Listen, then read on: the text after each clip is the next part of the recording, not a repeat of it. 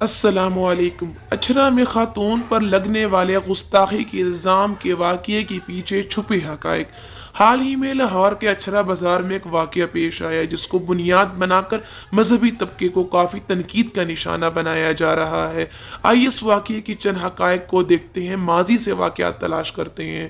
محترم قارئین، 2017 میں عبدالولی خان یونیورسٹی AWKU میں ایک واقعہ پیش آیا جو کچھ یوں تھا کہ یونیورسٹی کے ایک طالب علم مشال خان کو توہین رسالت کے الزام میں مذہبی نعرے لگاتے ایک مشتعل ہجوم نے قتل کر دیا اور اس کا الزام مذہبی طبقے پر لگا دیا اور یوں مذہبی طبقے کو مذہبی جنونی اور مذہبی شدت پسندوں جیسے القابات سے نوازا گیا۔ لیکن تحقیقات کے بعد سامنے آئی کہ مشال خان کا قتل مذہبی طبقے نے نہیں بلکہ پختون اسٹوڈنٹس فیڈریشن نے کیا اور صدر معیار عبدالولی خان یونیورسٹی کے ملازمین کے صدر اجمل کے مبینہ منصوبے کے تحت کیا گیا۔ مشتعل ہجوم کا تعلق مذہبی طبقے سے نہیں تھا بلکہ عبدالولی خان یونیورسٹی کے اسٹوڈنٹس نے ایک ہجوم کی صورت میں مشال خان کو قتل کر کے مذہبی نعروں کا کاندھا استعمال کر کے الزام مذہبی طبقے پر لگا دیا۔ اس کے بعد 2020 میں ایک اور واقعہ پیش آیا جو کچھ یوں تھا۔ خوشاب قائد آباد میں ایک احمد نواز نامی سیکیورٹی گارڈ نے مذہبی نعرہ لگاتے ہوئے محکمہ مینیجر عمران حنیف کو توہین مذہب کے الزام میں قتل کر دیا۔ اس کا مورد الزام مذہبی طبقے کو ٹھہرایا۔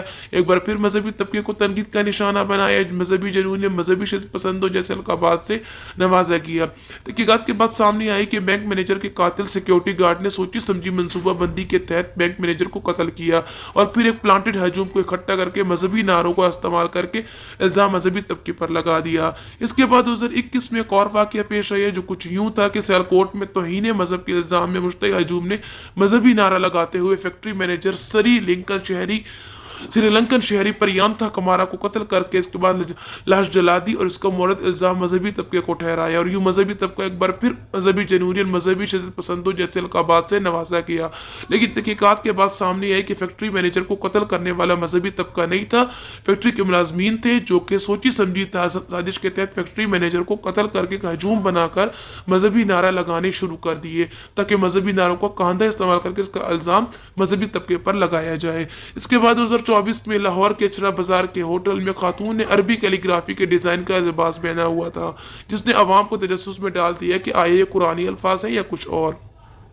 عوام کا ہجوم اس بات کو گستاخی سے منسوب کر رہا تھا۔ اس موقع پر تحریک لبیک کی امن کمیٹی کے ذمہ داران اور پولیس کے بروقت کارروائی سے خاتون کو بحفاظت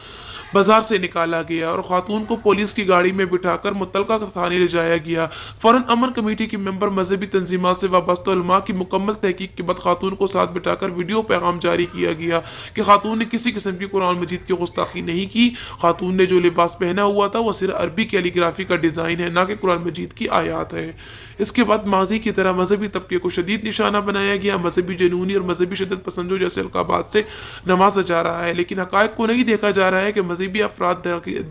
نے در حقیقت اس عورت کی حفاظت کی اور معاملات کو پرامن طریقے سے حل کیا۔ توہین مذہب جیسے گھناؤنے الزام اور مذہبی نعروں کا کاندھا استعمال کر کے مسلسل مذہبی طبقے کو بدنام کیا جا رہا ہے۔ ہو سکتا ہے کہ مزید بھی ایسے پلانٹڈ واقعات کروا کر توہین مذہب اور مذہبی نعروں کا کاندھا استعمال کر کے مذہبی طبقے کے ساکھ خراب کرنے کی کوشش کی جائے تاکہ اگر حقیقت میں کہیں کوئی شخص توہین مذہب کا مرتکب ٹھہرے تو عوام اس کو نظر انداز کرے۔ ان تمام واقعات کو کروانے کا مقصد یہ ہے کہ آئین پاکستان میں موجود توہین رسالت، توہین مذہب، توہین قرآن مجید اور قادیانیت جیسے فتنے پر پابندی کے قوانین کو ختم کر کے قادیانیت اور دیگر الحادی فتنوں کی راہ ہموار کی جائے اور مذہبی طبقے اس کے خلاف احتجاج کرے تو ریاست اپنی طاقت استعمال کر کے اسے مذہبی طبقے کو کچل ڈالے، لیکن عوام کے کانوں پر جوں تک نہ رینگے۔ شیئر کریں۔